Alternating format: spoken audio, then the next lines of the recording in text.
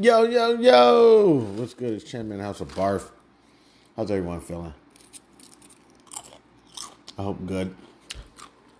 You already know. Scratch that. I hope great. Sitting here chilling, drinking some, what's this? Insignia, Initia, water, H2O. I actually took a little, I think it was, what was it? Sunkissed, pineapple, little, powder, and threw it in there. It's not bad. It's actually pretty good. One of those things you add to water, try to get 0 calories, but try to get some flavor. And what's this? Some garden salsa sun chips. Yo.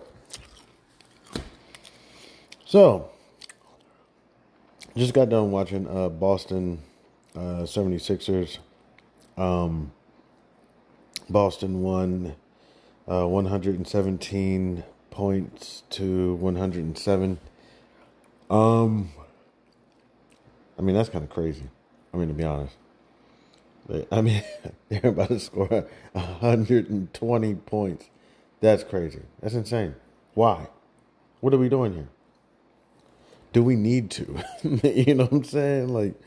Maybe just a little bit more defense. And, obviously the offense is fantastic.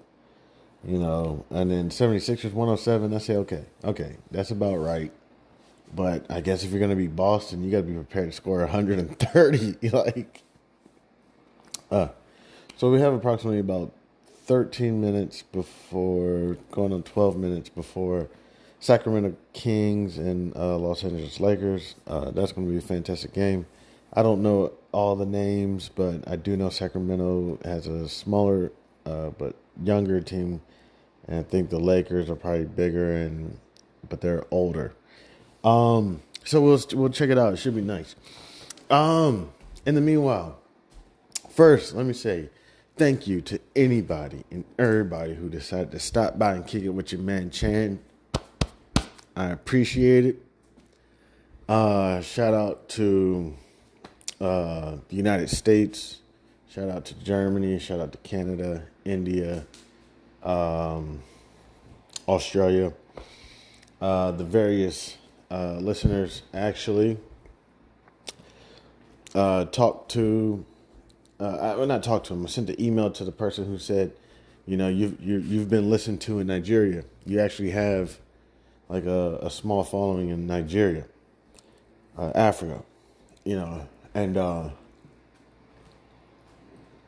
reached out and I was like, hey, I don't have the best analytical system going on here.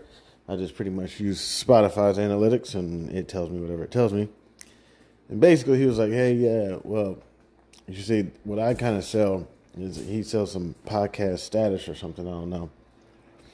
And he's like, yeah, I don't know, maybe they go a little deeper and they get most of their information, I believe, maybe from Apple. Oh my gosh, Draymond Green is going crazy. He's gone. Oh man. Oh my neck, my back. Oh no. Oh my gosh.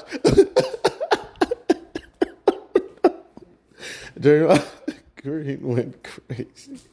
Oh man, I lose track of my mind. So oh my gosh. Draymond.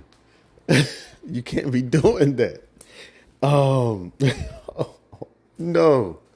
Oh no. Here, let me see. They're replaying it again. I know you probably already. I've seen this 20 times today. Oh my gosh. Oh no. I can't even find the volume button. Forget about it.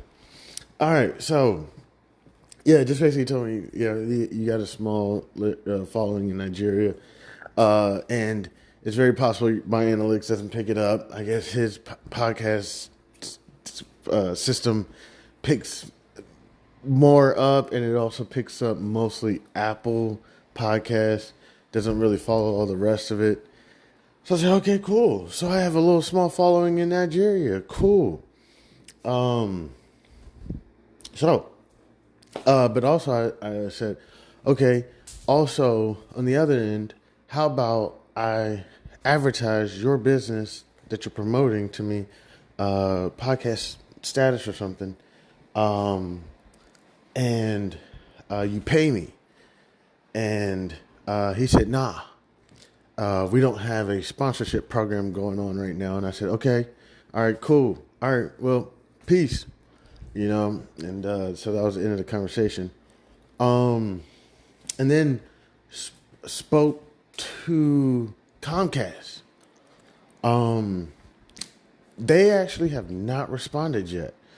And sometimes they say no news is good news. See, the podcast status guy responded like right away. Nah, sorry. Gotta let you know. we ain't doing it. I reached out to Comcast. I was like, yo, look.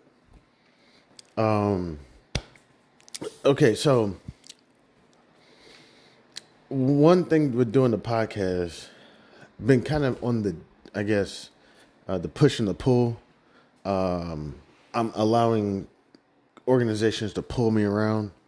I'm kind of sitting here out there waiting. Hey, who's going to pick me up for sponsorship? You know, so what initially happened was Comcast emailed me about, hey, we see you have a podcast. Would you like to use any of our services? So I didn't reach out to the marketing director. So I was like, I should reach out to the marketing director, but let me just reach back out to this person who sent me this email about whatever services, various services. I forgot. I looked them up. They actually want to schedule an interview. I forgot. They sent a link and was like, schedule a time for an interview. But it's just going to be them trying to sell me stuff for 2 hours, whatever various products they have. But I'm going to be trying to get them to sponsor me. And if you know anything about Comcast, oh my gosh. I don't even got the ticker symbol. It was a CMST. Oh my gosh. Let me see. Real quick. Excuse me. Oh man. What companies does Comcast own? Let me see if I can try this again. This read aloud tool is not working. Oh goodness, I didn't even ask that correctly. Nope, stop. U.S. Comcast owns and operates the Xfinity Residential Cable Communications Business Segment and Division, Comcast Business, a commercial services provider, and Xfinity Mobile, an MVNO of Verizon. An MVNO of Verizon. Well, now I gotta look that up. What's an MV? A mobile virtual network operator.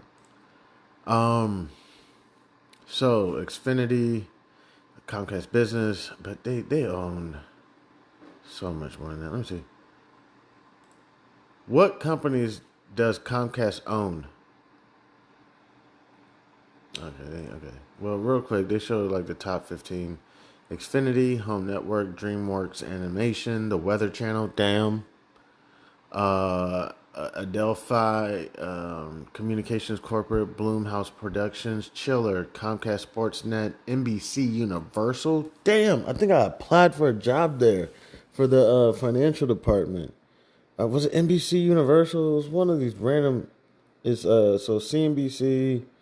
I don't know. They got like a random channel, random like it's like a subscription app. What is it? CNBC Prime or something? I can't remember. Universal Pictures, Focus Features, Universal Animation Studios, Ambient Partners, Cable, Clue, Comcast Spotlight. That's crazy. I mean, just the amount of companies. I mean, somebody right here just kind of put like a Venn diagram, or not Venn diagram, but just like a, I don't know, some kind of diagram. Um, Under the Comcast, NBC, Universal, MSNBC, Sci-Fi, Golf Channel, E Network. Oh gosh, NBC Sports. Like wow, that's amazing. So, Let me see. Okay, they did AT&T. AT&T, no. Is it AT&T? I don't know. I don't want to mess up now. But it looks like AT&T has Warner Brothers. Let me see. This looks a little too small. I can't see it. Zoom in. Forget about it. I'm not really concerned about AT&T. Well, you know what? I should reach out to AT&T and Verizon as well. Yeah, so I'll keep them up. I'll keep Verizon and AT&T up. And I'm gonna talk to Comcast as well. And basically, what I'm doing is I'm reaching out to these companies. I'm gonna try to reach out, I believe, to their marketing director. I don't know this for a fact. I'm just trying to like do something, and I'm just gonna reach out to them. I'm gonna send a basic ass email. Nothing crazy. I know I could get ChatGPT to write up the email if I really cared, but I don't. So I'm just gonna send a basic ass email saying, "Hey, look, my name is Chan Man. No, I'm not from China. I'm African American / black / Negro / whatever you want to call me. America, I'm from America, and I have a podcast, or I prefer to call it a conversation with my people, but I have a podcast, and I'm willing to advertise your products / services on my podcast for a fee. I'm gonna start off something small, something nothing ridiculous. Like I'm getting sporadic views. You know what I'm saying? Like I have 5 views one day, and then I have like 84 the next. Then I have 35. Then I have 15. Then I have 17. Then I have 4. You know what I'm saying? 45, 30. It's sporadic. It's out of control. I don't even know if it's what it is, if it's reality or not reality. So basically, I'm going to go round up and say I have approximately 100 views regularly. It's not a lie. It's not a lie,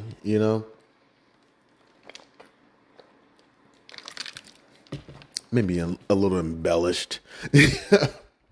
But then I'm going to reach out to them and tell them, like, look, you got to see the vision, all right? You got to see the vision, though, all right? Right now, we have a program. Oof, if you want to talk about business and the word program, that's crazy. The word program and business should not be associated with each other, but whatever. But we have a program where essentially you have the host, me, myself, Chanman, discussing business, accounting, regulation, and finance in a way that is very, very basic. I mean, set me up in this, with the sponsorship I get, I'm going to set up a studio. I'm going to get the proper equipment. I have a list of the equipment. Still haven't started ordering yet, but I'm doing this on my cell phone. Right now, I'm carrying what's this? Samsung Ultra 23. But get the proper equipment, you know what I'm saying? If I need headphones, whatever, with the sponsorship, that's what I'm going to get. I'm going to get the equipment. Now, I understand publishing and all this shit. I'm starting to understand this shit more. Like, because you don't want to mess up your brand or whatever. You know what I'm saying? So you really got to worry about your publishers. So your publishers are the ones who are going to take your business and fucking publish that shit and put that shit out there. Whatever they do, I don't know. They got packages. You know what I'm saying? This is our publishing package. You know what I'm saying? So they really don't, I don't know if they really care not about, it's just more so they care about their brand. You know what I'm saying? They don't want to put anybody under their umbrella who's going to mess up their brand. You know what I'm saying? So, but that's going to be something else to, I'm basically right now I'm self-published. Wherever you hear House of Barf right now, it's me posting it up. You know what I'm saying? I worked on a RSS link. It's a really simple syndication link. And essentially, I just take that link and just throw it out there on anything that is willing to allow me to post it. And listeners come by and they listen. And if somebody was willing to, support me monetarily, it would go basically through that RSS link. And that RSS link is linked to your man's chairman. So that's basically, but also when you have these sponsorships, I'm going off random. Oh, the LeBron James game is starting. I mean, the Lakers and Sacramento Kings is starting right now. Don't want to get myself in trouble, but I probably will get a cease and desist one day. Here we go. Told you have to get to be considered for a lot of the awards, and obviously some of the other things the league is doing, trying to lift the importance of the regular season. It's had a big impact. We've seen some high-level games early on in the season. Russell picked up the foul, by the way. And I think it's the in-season tournament. I really do. I think that's been one of the reasons why there's so much interest in our league right now. Fox knocks down the free throw. I'm not sure, but I think they're talking about teams haven't got no rest for like the first 5 games or something, 4 or 5 games. I think LeBron James was a huge advocate for that, like last year, and there was a huge amount of injuries or something like that. I think that's what they were talking about. I'm not sure. But, so, that's what I'm working on real quick. The RSS link, posting it up. Crap. I forgot where I was going with that. But, yeah. So, working on that, the podcast. On the other end, told you, House of Barf right now, I'm getting it up and started. It's basically a dual, right now, I'm not sure. I think the main enterprise company is going to be, I think it's going to be Chandler Gregory Hayes. That's going to be like the enterprise. And then I think House of Barf would be, I'm not sure, like a subsidiary of Chandler Gregory Hayes. I'm trying to figure this all out. And House of Barf is essentially broken up into 2 kind of, entities. It's House of Barf Entertainment, and House of Barf coaching / therapy, something. Trying to figure this all out. All right.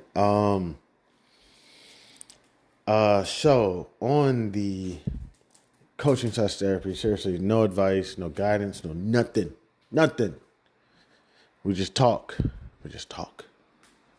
Just talk about things that are going on financially, mainly towards finances. You want to learn something new, like myself. I want to learn Forex. Matter of fact, I have a couple notes right here.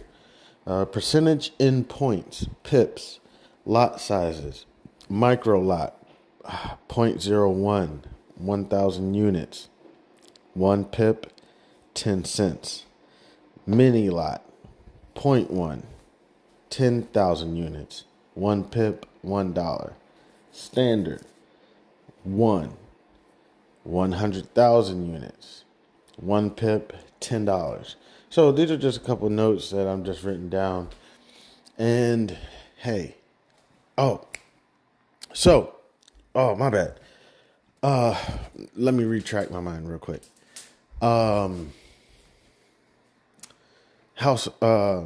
With the sponsorship, this is the thing is with the publishing.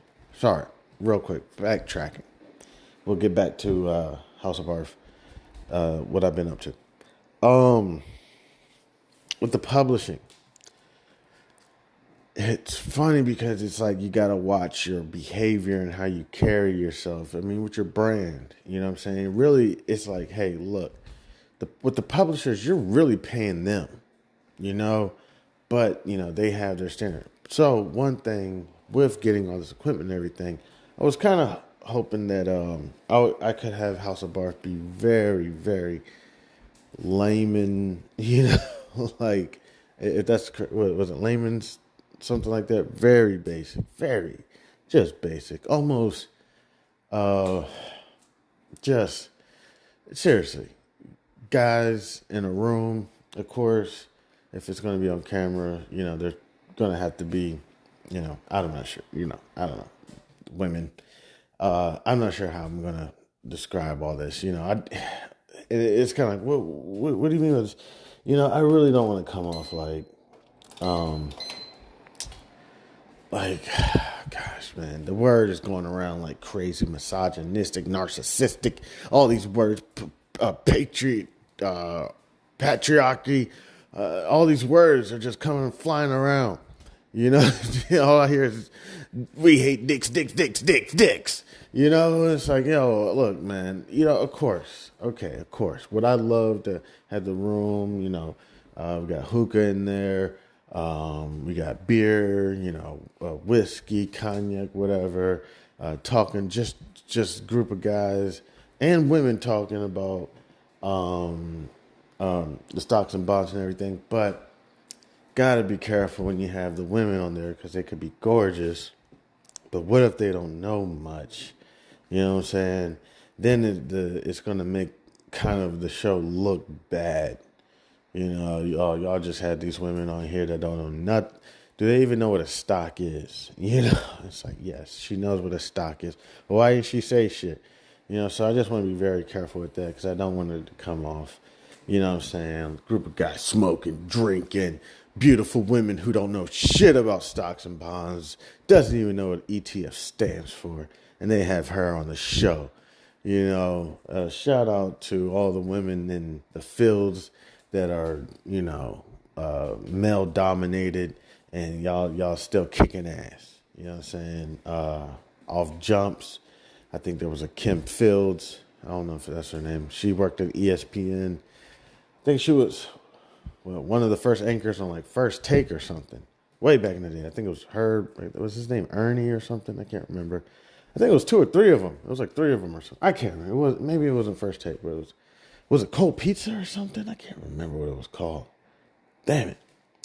But yeah, her Pam Oliver, of course, comes to mind.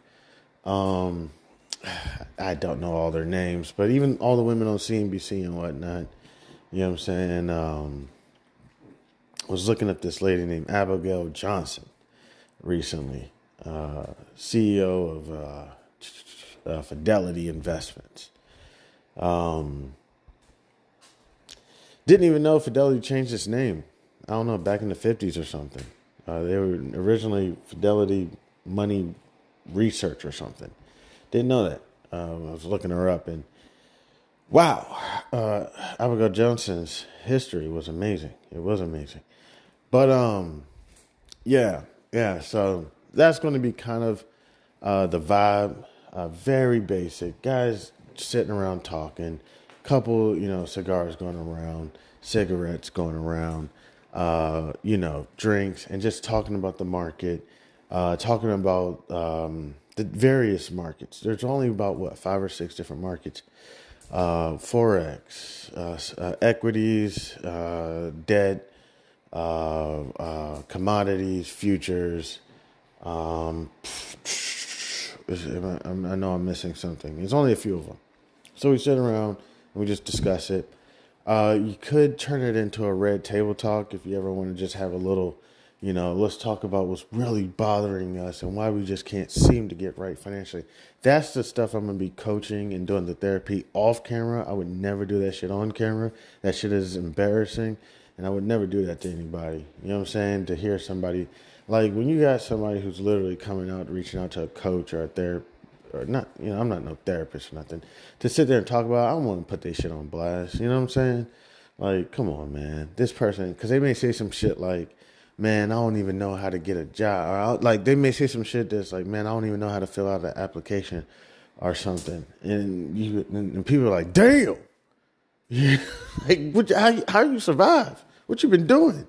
You know what I'm saying? And, just various things like that. So I wouldn't want to put that on. But you could do that with House of Barf if I get the sponsorship. You know what I'm saying? Because essentially it's my shit, but the sponsorships are really going to, determine, because, again, it's their brand. You know what I'm saying? Because I'm going to have to do the whole 2 to 3 minute in every episode. Hey, do you ever see yourself, blah, blah, blah, blah, blah? Yeah, myself. I'm Chad, man. And I see myself sitting there, and I have to do it sometimes too. And that's why you should get blah, blah, blah, blah, blah. So you got to do that 2 or 3 minutes, every episode. Like, and you have to make sure that you're getting like the amount of views that you told them that you were going to get, if not more. You know what I'm saying? And then they pay you like, if I had to start off, I don't want to, fuck it, I don't care. Right now, I'd probably start off with $1 per like, it'd be like 100 views or something, right? So I'd have to get every episode up to like, like 200 views every episode, and then I'd probably have to post daily, if not multiple times daily, and then try to bring in some chicken that way, some turkey, whatever. But besides that, happy Thanksgiving to everybody, man. I hope y'all have a wonderful holiday. I hope y'all are able to travel and the airplanes are flying just perfectly, or you're driving and your car is just running perfectly. So, yeah, happy Thanksgiving. And bring out those dishes that nobody likes. I never get the cranberry sauce, but it's always there. And the ham. Never really touch it. We put raisin sauce on our ham. It's nothing but it's like a syrup out of raisins or something. I don't know.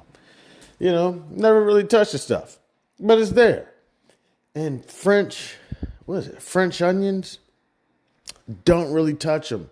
But they're always there. You could throw them on top of your casseroles. Gives it a little texture, But I never really touch them, So, shout out to everybody. Happy Thanksgiving. So, all right.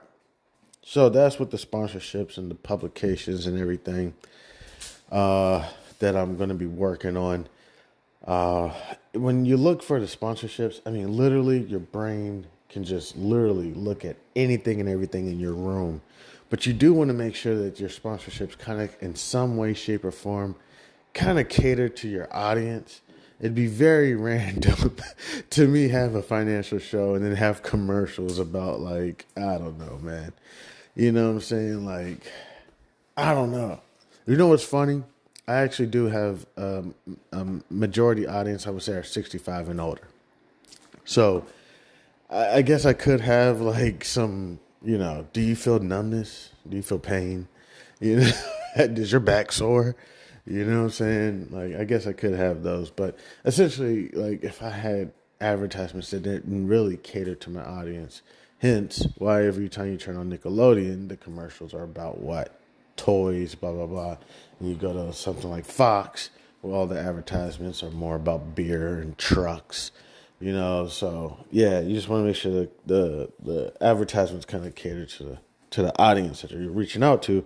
So my commercials are more so, as you can see, Links and Mason's Cooler Man Stand, listener support. These are my own personal that I've come up with. And please, feel free. I've been putting applications out there like crazy recently. And, been getting hitbacks. I'm a pimp named Slickback. Pimp named Slickback. But been getting some hitbacks. And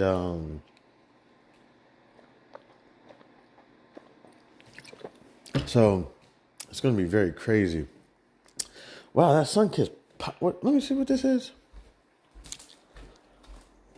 Ooh. Let's see. Oh, yeah. Sunkist pineapple singles to go. 6 sticks. 0 sugar. 5 calories. It's nice. Oh, man. That's stuff that reminds me about the good times. The good days. Because I never put that stuff in my drink. It just literally happened that I have nothing in the refrigerator. And I saw these sticks. And I was like, man, I've been drinking water for like 2 days. I need something to. I know I need to run to the grocery store. I know, man. Times are hard, man. Don't you make fun of me. I'm going through it. Okay. So I saw these sticks. I was like, man, let me get one of them joints because I just want something with some flavor. I'm eating up all the fruit, strawberries, and drinking water, trying to get some, But, that's the sponsorships, advertisement. So, on the other note, So back to House of Barf, coaching therapy. Listen, I'm not trying to solve all the world's problems. I'm taking one little seed and just milking the hell out of that seed. That's all I'm doing. And then maybe later on I can branch out and we can start touching into other shit. That would be awesome. I would love to be an economist and start studying fucking bees and I don't know what economists study. The wind currents and I don't know. I mean, economists, I'm pretty sure they go into depth about, the cold fronts are going to be, they're not going to be detrimental this year, but they're going to be a lot more of them. Okay, so there's going to be a lot more snow days, but what? I don't know. Economists, and then they can basically tell you based on that information, or whatever economists study, they can take all that information and then apply it to so if we're going to have a deluge or whatever it's called, a huge rainstorm that's going to sweep the Midwest, then you're probably not going to want to invest in wheat because that farmer is about to get screwed. I mean, that's not funny, but and just various things economists go over. I don't even know. I need to start reading The Economist again. I used to when I was like 12, or I don't know, maybe I was 12, like 16. Yeah, it's been a while, so I need to just read up. And then was it Farmer's Almanac, Economist? The various ones. That's where you really get into depth about finances and stuff. I mean, to an extent, you could really consider those people kind of like doctors. I think I said this before. I mean, in a sense, they're not saving lives with a scalpel, but I mean, if you can kind of predict what's going to come up based off of some random shit, like how much corn stalks are going to be herded or harvest this season, whatever season corn is harvested, and that's going to mean that we're going to be a little bit low. So that means gasoline sales are going to be higher, or prices are going to be higher. Whatever corn does, that corn husk, whatever, it's in everything. So whatever it is, you know what I'm saying? Then you can really, prevent a lot of issues. I mean, you could say like, hey, then what are we going to do? Say, well, I'm just coming from an investor economist standpoint. Should probably reach out to, somebody else, but you get the wheels churning, you're getting it started, So it's really cool. It's really cool stuff. Honeybees. We're lower on honeybees, and honeybees do this for the world. So we're not investing in this, or we are investing in this. You know what I'm saying? And then people say, oh, wow, we didn't even think of that. And it's like, well, what do we do? It's like, again, I'm just coming from an economist, from an investor standpoint. You got to go talk to your environmentalists or whatever, the EPA or Environment Protection Agency or whatever. Let them handle all that, But from our standpoint, we're not investing in blah, blah, blah, or we are investing in this, blah, blah, blah. So, oh, that, cool. Thank you. So, yeah, I would love to get to that level. Right now, I'm just a petty investor. I'm sitting there trading spreads if I can get one, but I'm not eligible. Oh, crap, man. That's why I got to get another job. So that's what also with the job is like, is if this, this podcast stuff going to break off, or if this coaching / therapy thing breaks off. And it's not that I don't ever want to work. I mean, seriously, I plan on working. I mean, come on. As an economist, come on. I could sit there. Look at Charlie Munger, and look at Warren Buffett, and Bill Gates, and Melinda Gates, and who else is out there that's kind of out there? Who's the Virgin Galactic guy? I forget his name. These guys are still going. They're still ticking, and they ain't gonna stop. You know what I'm saying? So that shit gives you hope. You know what I'm saying? It's like, oh shit, I'm picking an industry that I can do until, you know what I'm saying? Fucking, I don't know, 90. So it's really cool stuff. But yeah. So But yeah, this coaching slash therapy, or even see Langston Manson. I'm not the owner. I'm just an author. So I'll get something like, I don't know, and maybe I don't know. The deals and everything haven't been worked out, but maybe I'll get like intellectual property if anything happens.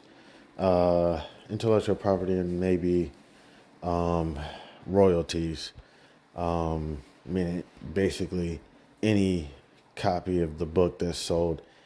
Yo, I just read about something called perpetuity. Yeah, that shit was crazy. It was like a bond that doesn't mature. It works different. Like, crap. See, I have it wrong. It works different. So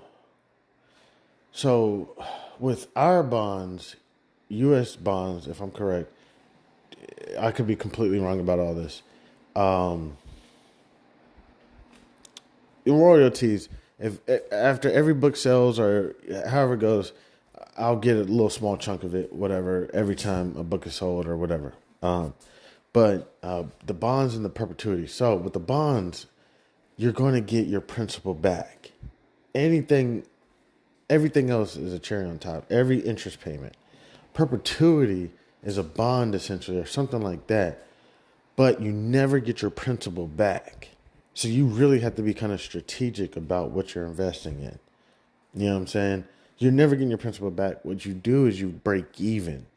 So you have to, but the thing is, in the regular bonds or whatever, don't quote me on all this. This is not education, whatever. Regular bonds have a maturity date. Is McGee, is that JaVale McGee still playing? He got 7 points tonight. What in the world? I didn't even know this guy was still playing. Look at him out there. ESPN Bet, NBA TV tomorrow night. Brooklyn at Miami, Oklahoma City is at Golden State. No Draymond Green. That'll be the first. Oh, really? No Draymond Green? All right. McGee draining 2 free throws. Got 9 points. I forgot how many minutes they said. About 6 minutes. Okay. This guy's been playing for 19 years. Big ups.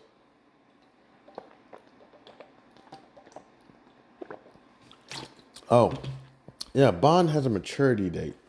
Maturity date basically means the date when the bond relationship is over. It's expired. Boom. We're done. We're out. I gave you all your interest payments. Here's your principal back. Just one more thing that comes, but it comes on earlier on. It's called accrued interest, which is basically what you had to pay to the bondholder before you who sold the bond to you. For them holding the bond for a period of time, they deserve that interest payment. So it's called accrued interest. If I'm correct, again, this is not advice, nothing. Got to do your research. And I don't feel like doing research right now.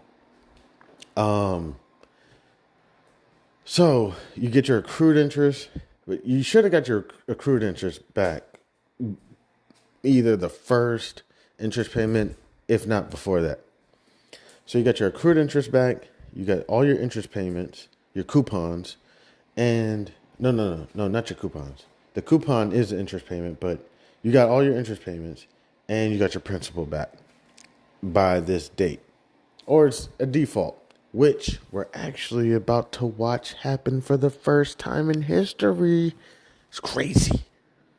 But I'm not going to bring it up. Yeah, you know, I don't want to be like 2 Chainz. The Fed's watching, you know, so I'm not even going to touch on it. But we're looking at the first time in history, Moody's is actually stalling I believe a downgrade. But hey, look, I'm no expert. You know, I'm going to leave that to the experts. I'm not going to touch on it. But yes, you can default on a bond. So what happens when you default on a bond? Is there some type of insurance for you to get your money back? Kind of. Depends. They do have a list of if a company is going to go bankrupt, who they got to pay first. They have a list. I don't know who it is. It's like it's like preferred bondholders or bondholders. Then it's like, just know that stocks, I think, are like last. Okay. But they got general creditors, they got employees, they got the IRS or something. They have a list that they have to go down of who. So yeah, to an extent, do you have a little bit of insurance to get your money back? A little bit, not really, you know. But what happens is their credit rating drops. Oh, wow. So I've just lost all my money, but their credit score dropped. Yes. But you have to think. So if I am living off of your money, right? I want to start a business and I don't want to use my money because I got the name, the likeness, the image, whatever. I don't need to use my money. I can use other people's money, right? But, well, not right. I don't like to say right, you know, but you get it. We get this, right? You know, whatever. And, or even if you have already invested all your money and now you're like, we need more money. Looking at this company, Nightscope, which I do have to disclose that I am invested in, actually. Very small portion, but it's like 65 cents right now. And they have something going on. So I'm like, hey, whatever. You know, I'll lose this. What did I do? Like, I can't remember. Yeah, but yeah, I have a very small portion in it. But they're starting to bring out bonds. They're bringing out 10% bonds, up to about $10 million. But they can, you can default and your credit score goes down. And essentially, if your credit score is phenomenal, like for example, the United States of America has never defaulted since 17 something. Well, people trust you. But what happened in the Reagan administration? Was it Reagan? I think it was 1970 or something. Hey, this gold standard, we want to put it to the test. So one country says, hey, I want to go ahead and give you all this USD back, and I want you to give me all my gold back. First time, it works. Second time, it works. Third time, next thing you know, it doesn't work. And what do you have? A legal Ponzi scheme. But wait, not yet. You can invest in the full faith and credit worthiness. Okay. What exactly is that? Here, just sign here. Sorry,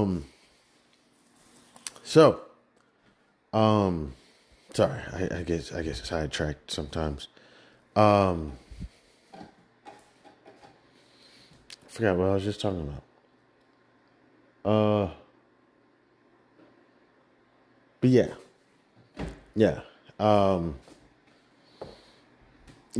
The gold, it wasn't there. And the United States got called in on it.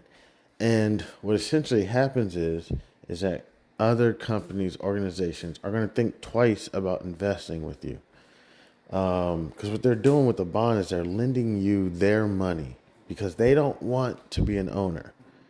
They want to be preferred, but they don't want to be an owner. So what they want to do is to give you a bond. It's a bond. We're in this relationship, okay? But I'm not an owner. I'm sure they do have bonds where you have voting rights, but a lot of times bonds don't have voting rights. But they have preference if you go bankrupt that they get their money first. I forget who's first, but I think it's bondholders.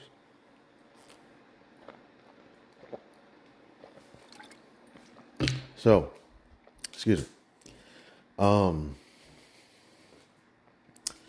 So that's why stockholders are they're dead last because they're owners in the company. Basically, you're riding this ship down. You know what I'm saying? That's why they're basically last. But bondholders, they're not owners, which they do not have voting rights. Stockholders have voting rights. I have voting rights in some of the companies I'm in. Have I ever voted? I'm sorry to say it. No. I always proxy my vote. because I don't know who these people are. I didn't keep up with the company like that. I read balance statements, income statements, what I'm saying, cash flow statements, prospectuses sometimes. I'm not reading like, I don't know. I did just say I was looking at this lady named Abigail Johnson. You know what I'm saying? And yeah, so, I guess when it comes down to voting, when they say, who do you want on the board, then maybe in that case, I could say, hey, yeah, Abigail Johnson. You know what I'm saying? Because I did do a little research on her, and I know kind of her background and whatnot. Man, the woman is like a billionaire or something. Goodness gracious, it's insane. But yeah, I usually proxy it. But yeah, the bond, you essentially, and this is one thing that really pisses me off. All right, I'm going on a tangent right now. Please brace yourself. This is what pisses me off about the banking industry. Essentially, when you open up a bank account, it's a settlement account, yes, but also it's like a bond that you're giving to this bank. But they treating you or us like shit. You know what I'm saying? And it confuses me. I'm like, what the fuck? Like, yo, you're literally using my money to pay your bills. And you know what they do? They rack up the fees after fees after fees. And the next thing you know, you lost all your money. You're like, what in the world? Well, come on, think about it. If you loaned your money to your next door neighbor or whoever and said, hey, I'm going to give you $5,000. And in a year, you're going to owe me $5,200. Well, what is their goal? Yes, to pay you back if they want to keep their credit score up. Or they can go ahead and downgrade saying, hey, you saw it. Where's some shit?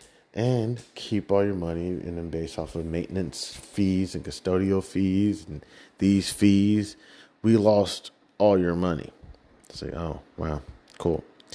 So yeah, that's essentially with the bonds. As a lender, you're in control. You're like, hey, I'm going to give this to you so that you can go do what you want to do. I don't want anything to do with your business or anything. I'm just lending my money to you for a coupon, a rate. And what's the coupon? 7.25%. I'll give you 5.25. I'll take 6.75. Can we agree on 6.25? Sure.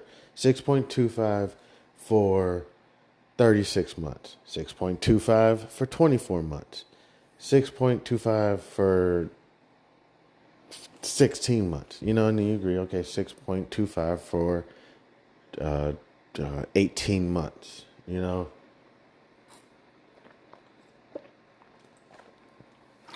So you agree on that. You give them your money, your $10,000, $20,000, $50,000, however much it is. You want to, when it comes to the money, there's different things. There's also private placements and whatever, Regulation D, I think it is. Depending on the money, bonds, I'm not sure if there's even a max or whatever. Now with the max, with the duration, I do know the max is like 30 years. That's like the max there, but I don't know if it gets to a certain money amount. Can I just get the whole 10 million bond to myself? I don't know. I think that's when you may want to go into private placement or something. I'm not sure. Don't quote me on that. But yeah, you give them the money. They take the money, do what they got to do. They just make sure that every 6 months, because that's how bonds pay out. Bonds pay out every 6 months. One way to remember it, J&J, was it F and A, M and S, blah, blah, blah, just like that. J&J, January, what's that? June, February, August, January, July, February, August, March, September, April, A&O, April and October. But essentially that's how the bond payments work.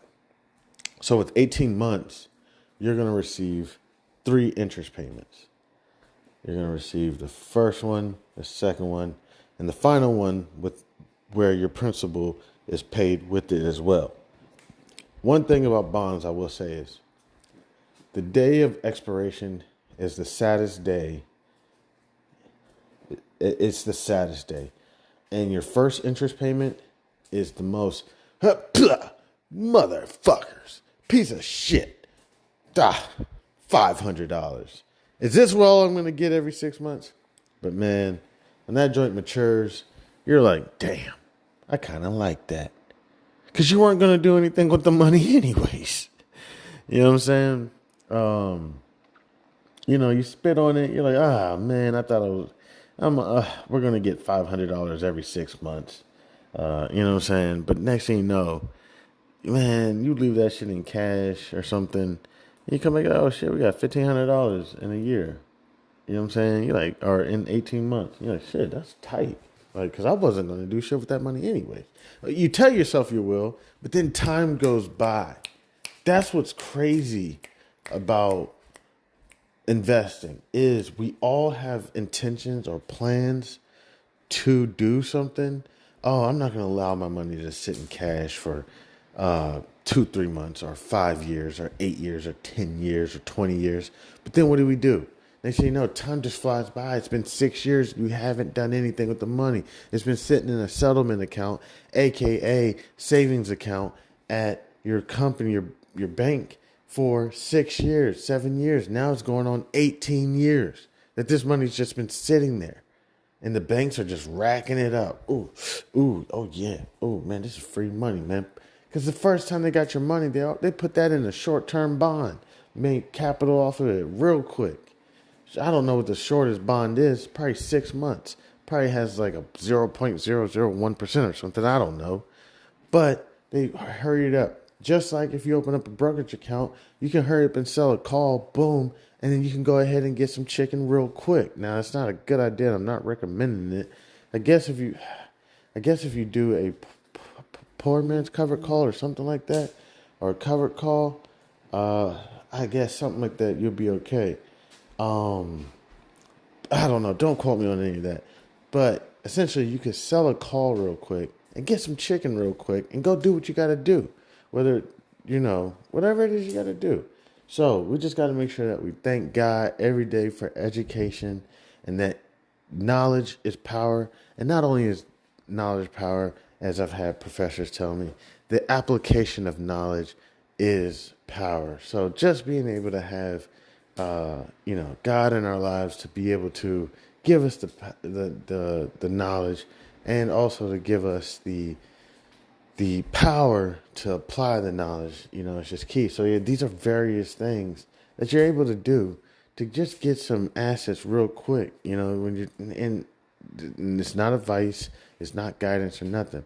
But yes, the bond could get the money and do a short-term bond, and immediately in the first 6 months, they all have already got your principal just in case you're coming looking for it, which, when you go withdraw money from your savings account, you know what I'm saying? It's there.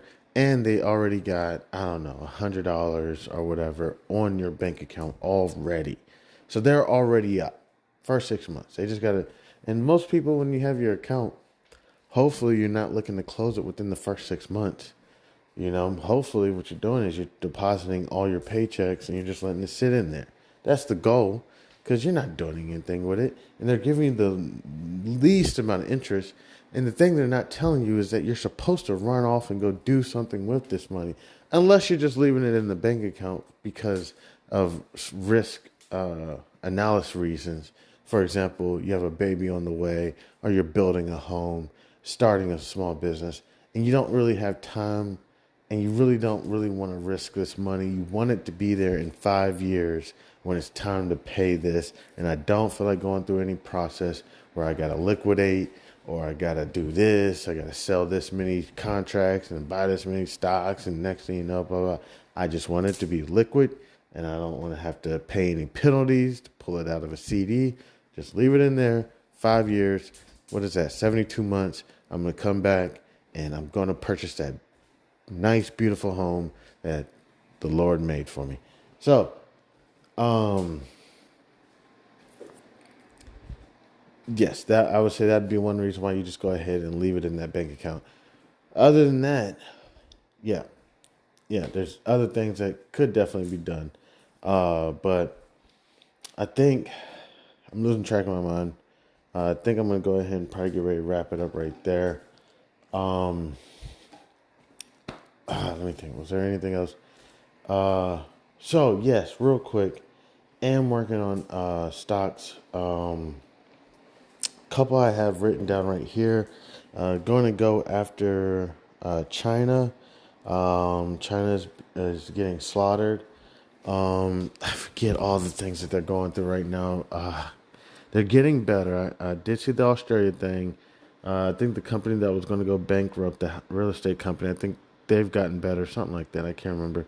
So I'm looking at companies like Baba, Neo, Tencent, JD, just to see, maybe there's a Chinese ETF out there that maybe I can get. Try to figure that out. I'm also looking at IBM, Apple, Amazon, and SPY. And then I'm also looking at the banks and brokerage. We have another bank that defaulted. I think it was Citizens Bank. So people may not feel so confident in banks, but they may feel confident maybe in brokerage companies, because I don't think we've had too many brokerage companies who are having issues. So it may be beneficial to invest in companies like Vanguard, BlackRock. Is there any other ones? I can't remember.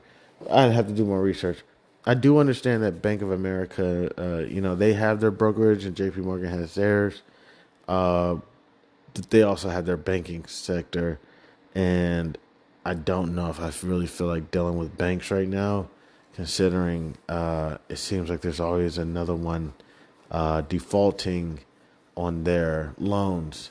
If I'm correct, that's essentially that's all that's happening. And again, when you default on the loan, no one else is going to try to lend you their money. No one else. Same thing with banks. If you go to a bank and they're charging you all these fees and you're losing your money by holding that bank account, you should probably pull that money out and go to a different bank. Because it's the same thing. They're losing their credibility. But as long as people keep treating them like they're the ones ahead, then they're going to keep acting like it. For our role, again, I want to thank anybody and everybody who decided to take time out of their wonderful day to come kick it with me. I appreciate it. My name is Chairman, and this is House of Barf. Blah!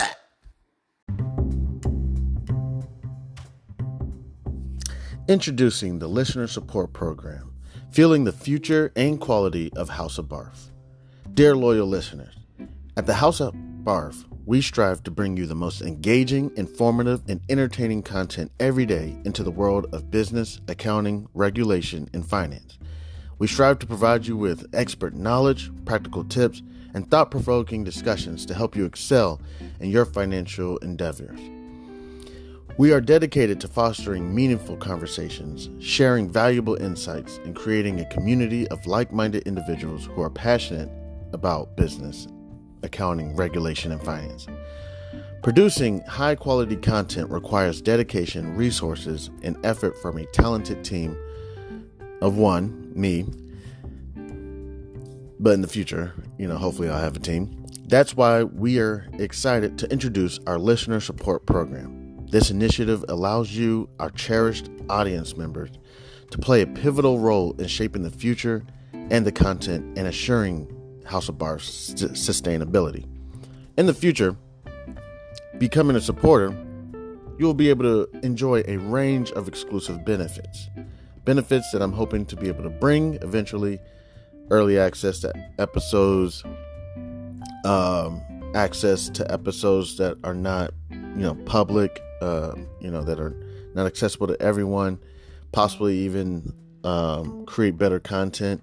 And then all those mistakes I make, maybe I'll put them in a separate episode. You'll be able to get some behind the scenes stuff, and other exclusive things such as merchandise. Possibly I have, a children's book coming out. Maybe able to offer that. Your support goes directly towards enhancing the quality of our content, expanding our reach, our research, and investing in new resources and technology to bring you even better experiences.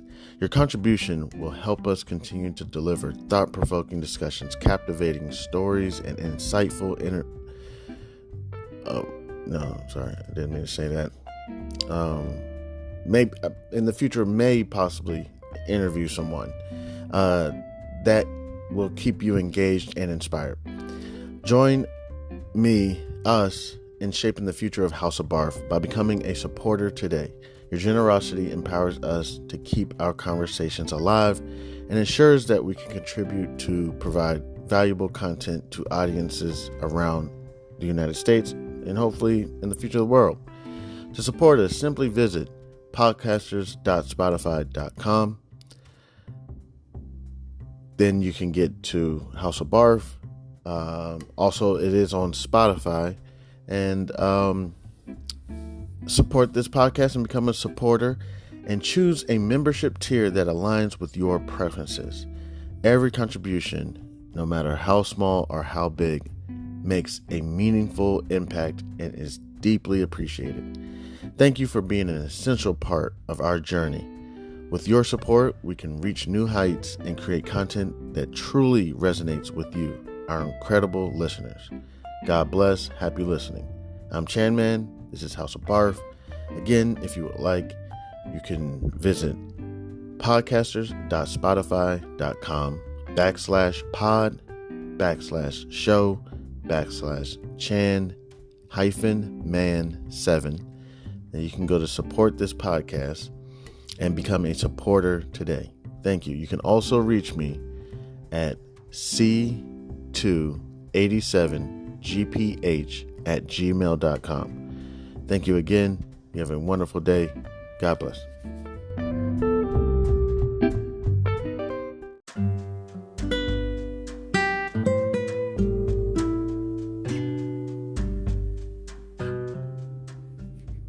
I am thrilled to introduce you to an exciting new storybook journey that I believe will capture your imagination.